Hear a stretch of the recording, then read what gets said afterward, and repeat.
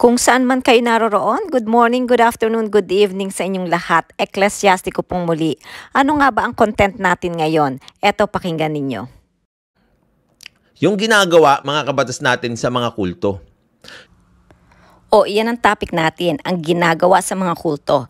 At tingnan natin kung swak ba sa diniskas ni Atty. Libayan ang ginagawa niya sa mga channels niya. At masasabi ba natin o maibibilang ba natin na siya ay isang cult leader base sa description niya sa ginagawa sa mga kulto. Yung ginagawa sa kulto, mga kabatas natin, madalas naman yung mga pumapasok dyan sa mga kulto ay hindi po addicted. Alam na alam ni Atty. Libayan, syempre siya ay isang leader. O wala pa akong sinasabing cult leader siya ha? Mag-a-analyze pa lang tayo. Let's continue. O addictus, mga kabatas natin, o hindi 100% naniniwala doon sa mga puon nila. Doon sa kanilang leader. Okay, sabi ni attorney, madalas yung mga pumapasok sa kulto ay hindi addicted at hindi naniniwala 100% sa kanilang mga puon o leader. So ang tanong, paano sila nagiging kulto? Pero, no? By virtue of the power of repetitive suggestions. Ayun, iyon ang sekreto. Kailangan paulit-ulit-ulitin. Kaya yung death threat, kailangan ulit-ulit yan. Nakailang content na ba si Atty. Libayan patungkol dyan sa death threat? Matapos ang age of sexual consent na sabihing 18, ngayon naman death threat ang paulit-ulit na ikino-content ni Atty. Libayan. Inuulit-ulit sa kanilang mga bagay, mga kabatas natin, up to the extent na ito na lang ang pinapaniwalaan nila, doon sila nabubulag sa katotohanan. Medyo familiar, di ba? Ano ba ang pinaulit-ulit ng leader ng batas natin patungkol sa age of sexual consent?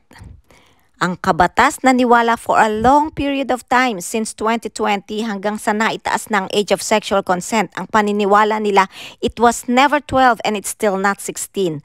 At kahit na nagsalita na ang justices, marami pa rin sa kanila ang naniniwala na 18. At ang iba, they just distorting the truth. At ang bago ngayon, ano ang pinauulit-ulit ng batas natin channel? Death threat. Ito ngayon ang paulit-ulit na maririnig natin sa channel ni Libayan. Ang tanong, si Libayan ba ay leader ng isang kulto? Tingnan natin kung ano ang description ng isang cult leader. Sabi rito, cult leaders are known to repeat various lies and distortions until members find it difficult to distinguish between reality and cult life. Mga kabatas natin, walang binibigay sa kanilang gamot. Mga kabatas natin, hindi sila pinipilit. Tama yon, walang binibigay sa kanilang gamot at hindi sila pinipilit. Pero ano ang ginagawa lang ng isang cult leader? Gawin ng kahit anumang bagay. Ang ginagawa lang, ulit sa kanila ang isang bagay hanggang ito ay kanila ng paniwalaan. Tanong attorney, iyan ba din ang sekreto mo kung bakit pinauulit-ulit mo palagi ang isang issue hanggang paniwalaan ka na ng mga followers mo? At kahit mali ka na, i-distort mo pa rin para kahit lumabas na ang katotohanan, when you successfully brainwash them, sila na ang magtatanggol sa iyo. At ang nakakalungkot, pati lawyer at law student dahil sa paulit-ulit na pag-distort ng katotohanan, lalo na patungkol dito sa age of sexual consent, pati sila nalito na at napaniwala na sa mabulaklak na salita. Hindi mga nagsipagbase sa batas, kundi sa kanilang mga opinion lang. Kahit i-research yung mga kabatas natin, katotohanan yan. Kaya eventually sa mga kulto, mga kabatas natin ang mangyayari dyan. Kaya eventually sa mga kulto ang mangyayari dyan, kahit talo na, panalo pa rin sila. No? Yung tao na nag-brainwash sa kanila dahil sa paulit-ulit na mga sinasabi sa kanila, kayang-kaya nilang imanipula. Yes, totoo yan. Kayang-kaya kanilang ay manipula. Dahil makikita mo kahit natalo na, tapos magagawa pa rin nila na parang panalo sila. Hanggang o kahit ibigay na o ibuwis na ang buhay, no, nung taong sumusunod sa kanila. Hanggang o kahit ibuwis ang channel nung taong sumusunod sa kanya. Pamilyar, di ba?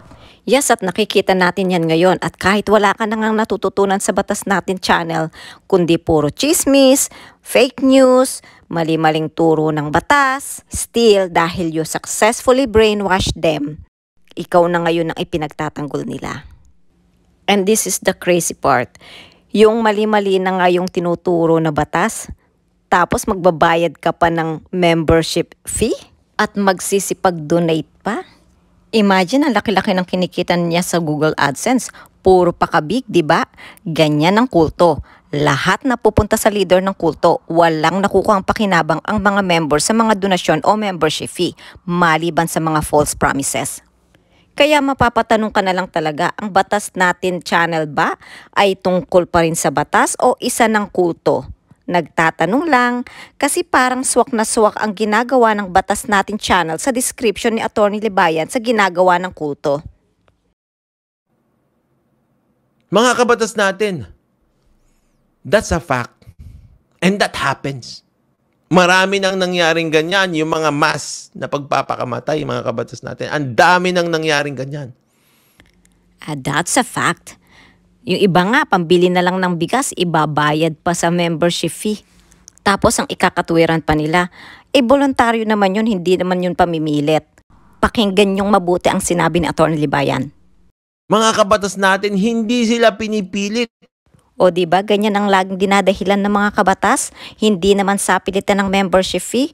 Wala namang problema kung maglagay ang isang vlogger ng membership fee. Kaso kung sasabihin mo na para sa editor at webmaster tapos later mabubuking ka na galing mismo sa bibig mo na ayaw mo ng editor, di niloloko mo ang followers mo, pero dahil sobrang bilib nila sa iyo, idadahilan na lang nila, hindi naman sila pinipilit. O diba, swak sa description ng kulto. Bakit ko binanggit yon? Kasi mga kabatas natin, ganyan din ang ginagawa ng mga influencers sa inyo, lalo na yung mga dangerous na influencers na yan. O diba influencer ka rin, Atty. Libayan? Tapos nagtuturo ka ng mali-maling batas, tapos nagpapakalat ka pa ng fake news. Remember, si Julian Martyr? Tapos, chismisan, kay Chis Escudero, kay Ivana Alawi, at sa iba pang mga sikat na vloggers. Ang tanong, pasok ba sa dangerous influencer si Atty. Libayan at ang Batas Natin channel? O pasok siya doon sa dinidescribe niya sa ginagawa ng kulto? Katulad ako, mga kabatas natin, anong ulit-ulit ko sa inyo? Nakita nyo na yan?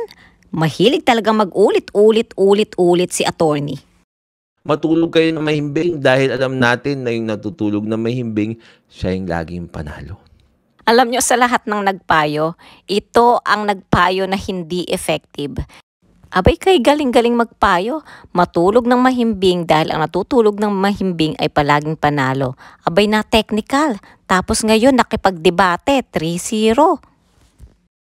Bakit? Yun ang gusto kong maisa puso nyo eh. I-analyze nyong mabuti yung sinabi ni Atty. Libayan. According to Atty. Libayan, dahil iyon ang gusto ko. Gusto ko na isapuso ninyo. Kasi iyon ang gustong maisapuso ni Atty. Libayan sa mga followers niya. Para kahit natalo na sila, feeling pa rin nila, panalo pa rin sila. Parang kalokohan ba na In my opinion, parang kalokohan kasi palagi kang talo. inuulit-ulit ko yon? Alam nyo na yon? Di ba? Alam nyo naman na sasabihin ko yun sa dulo eh. Kaso nga attorney, ikaw natutulog ka lagi ng mahimbing, pero bakit palaging talo? So ibig sabihin, hindi siya effective. Di ba? Pero bakit inuulit-ulit ko pa rin? Because it has a psychological effect. Iyon, may psychological effect lang. Para kahit talo, feeling mo panalo ka pa rin. Okay naman sabihin na matulog ng mahimbing. Pero yung sabihin ang natutulog ng mahimbing, siya ang laging panalo, para sa aking kalokohan yun. May mga taong sa himbing ng tulog na iwan ng eroplano. May kilala ako, Sa sobrang himbing ng tulog ay yun na late loss by default sa isang chess competition. Tatanungin ng iba, wala na bang gumising sa kanya? Wala, kasi hindi niya sinabi. Surprise sana niya sa mami niya, kaso nakatulog siya ng mahimbing. At isa pa, madalas ang natutulog ng mahimbing mga lasing, kasi kahit anong gising mo hindi magising sa sobrang himbing. Kaya yung paulit-ulit na sinasabi ni Libayan, matulog tayo ng mahimbing dahil alam natin na ang natutulog ng mahimbing siyang palaging panalo. Kalokohan, kultong payo lang yan. Alam nyo, mas mabuti pa yung matulog ng sapat at tama sa oras. Eto, recommended amount of sleep by age. Okay, let's continue. Eventually, when you need it, pag hirap kang makatulog sa gabi, iisipin mo, kailangan kong mag-relax kasi nakakatulog ng mahimbing, siya yung laging panalo. Kailangan kong manalo. Ayun, ganun na nga lang gagawin mo kapag naisip mo na matatalo ka sa debate, matulog ka na lang ng mahimbing.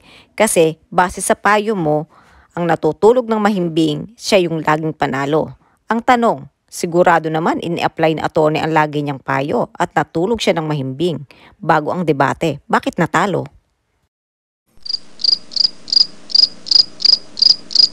Di ba? Ito sabi niya, no? Kim, don't drink the Kool-Aid. Tama yun. Kasi nga, mga kabatas natin, yung Kool-Aid lason. Alam nyo, ito, pag nanonood kayo ng lason, kahit hindi kayo pinatay nun, sa ilang episodes na panonood nyo sa kanya, o sa kanila, eventually, papatayin din kayo niyan. Ganyan ba ang ginawa at ginagawa mo? Pinapatay mo ang kamalayan ng mga listeners mo. Age of sexual consent. It was never 12. Now it is not still 16. Fake news. Ito, mali yung Philippine News Agency dito sa kanilang balita na ito. Another one, fruit of poisonous tree. Reviewin nyo yung video ni Attorney Libayan. Imagine binasa na ni Attorney Libayan pero iba ang interpretasyon. Ibig sabihin ba hindi niya naintindihan ng binasa niya o sadyang pinapatay niya lang o nilalason ang utak ng mga listeners niya? Another one, ang pagdidistort ni Attorney Libayan patungkol dyan sa due process. Ang paulit-ulit na pagsasabi niya na hindi sumusunod si Raffy Tulfo sa due process. Buti na lang andyan si Fiscal EJ at ipinaliwanag niya ang patungkol dyan sa due process. Ay naku, marami pa yan. Kung iisa-isahin natin, hindi tayo matatapos dito. Alam ko na sasabihin ng mga kabatas. Bakit masama bang magpaulit-ulit? Ang sagot, hindi. Alam nyo, walang problema sa paulit-ulit. Pero kung ito ay tama, pero kung mali na at pauulit-ulitin sa inyo, then later mamamalayan ninyo ang sarili nyo na agree na rin kayo sa mali.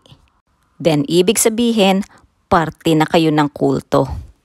Ngayon ang tanong, are you a part of a cult? Hanggang dito na lang, magkita-kit tayo sa comment section at maghanap kayo dyan ng member ng kulto. Don't let anyone deceive you in any way. Take care. Bye!